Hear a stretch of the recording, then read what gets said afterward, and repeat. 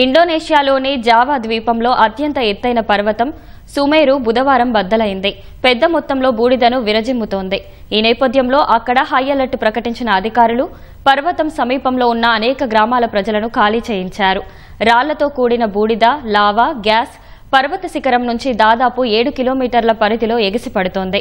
ఫలితంగా 2 కిలోమీటర్ల ఎత్తున గాలిలో ధూళి మేఘాలు కమ్ముకున్నాయని ఇండోనేషియా జియాలజీ ఏజెన్సీ అధికారులు తెలిపారు. పర్వతం అనేకసార్లు బద్దలు కావడంతో లావా వెలువడే అవకాశం ఉందని అధికారులు 2 సార్లు హెచ్చరికలు జారీ చేశారు.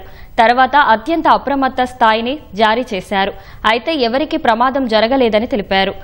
లుమాజాంగ్ జిల్లాలోని 3 గ్రామాల్లో 300 మందికి పైగా ప్రజలను ఖాళీ చేయించినట్లు వివరించారు.